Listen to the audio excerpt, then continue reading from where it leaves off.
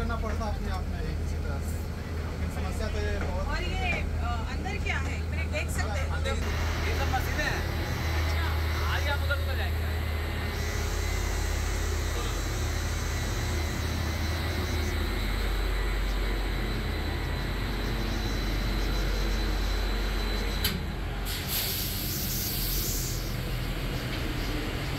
कहीं भी कोई वॉशरूम नहीं है। ये रेलवे का इंजन है, इसमें कहीं भी कोई वॉशरूम की व्यवस्था नहीं है। मैडम अपन यहाँ उतर जाएंगे। यहाँ उतर जाए, तुम्हें बताता हूँ पहले उतरने के लिए।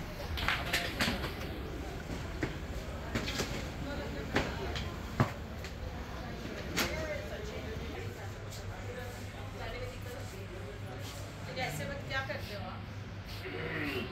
आने तक तो जाते ही कोई पर्याय नहीं है, रोक के गाड़ी रोक नहीं सकती ना। राजधानी में हो। चलो हम तुम्हारी बात करने का कोशिश करेंगे। मैं आपा पांडे कोशिश करूँगी मैं। अरे बिज्जू भी है यार, किसी से टोमना मार रहे, टोमना भी मारा, ये फूकाफाकी कर रहा था मैं।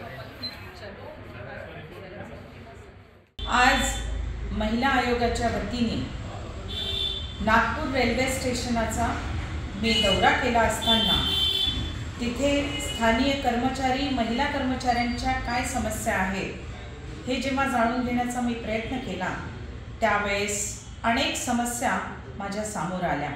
त्यामध्ये एक महत्त्वपूर्ण समस्या म्हणजे ज्या आमच्या बहिणी लोको पायलट आहेत आणि त्या लोको पायलट बहिणी जेव्हा मालगाडीवर चालतात, त्या मालगाडीवर जात असताना त्यांचं जे स्टेशन असते पुढचं ते 4-4, 5-5 तासानंतरचं असते आणि जे रेल्वे इंजिन असते त्याच्यामध्ये वॉशरूमची कोणतीही व्यवस्था नसल्यामुळे त्या महिलेला एकतर तिला ते वॉशरूम नसल्यामुळे तिला टॉयलेट थांबवून ठेवावी लागते, त्याच्या प्रकृतीवर एक वाईट परिणाम होतो। दुसरं, जंगलात कुठे गाडी उभी राहिली जर तर ती जंगलात खाली पटरीवर उतरून जेव्हा ती शौच करता जाते, वॉशरूम करता जाते, त्यावेळेस सुद्धा तिला होऊ शकते एखाद्या जनावरांचा अटॅक होऊ शकतो किंवा असामाजिक तत्व पटरीवर बसलेले असतात, आपल्या निदर्शनास येतात खूप वेळा, त्यांचाही अटॅक त्या महिलेवर होऊ शकतो। म्हणून अशा वेळेस महिलांची सुरक्षेचा मोठा प्रश्न हे मला त्या चर्चेच्या माध्यमातून आढळून आलं आणि अनेक अजून विषय महिलांच्या बाबतीत होते, महिला कर्मचाऱ्यांच्या बाबतीत होते। ही मुख्य समस्या होती। म्हणून मी त्या रेल्वे स्टेशनवर जाऊन जेव्हा त्या इंजिनचा मी पाहणी केली, त्या इंजिनची पाहणी करत असताना ज्या गोष्टी आढळून आल्या त्याच्यामध्ये मुख्य हीच समस्या होती की वॉशरूम नसल्यामुळे त्या महिलेला खूप काही सोसावं लागतं आणि त्या महिलेला सुरक्षा सुद्धा नसते जेव्हा ती खाली उतरून टॉयलेटला जात असते।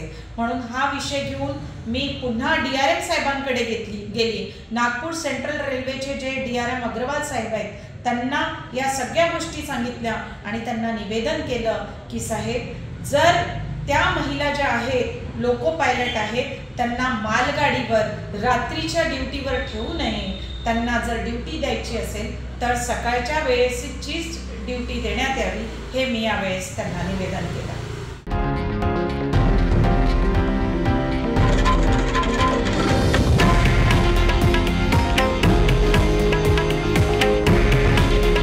हे आहे देशातील नंबर 1 न्यूज नेटवर्क आणि आपण पाहत आहात TV9 मराठी। काळजी तुमची, हित महाराष्ट्राचं।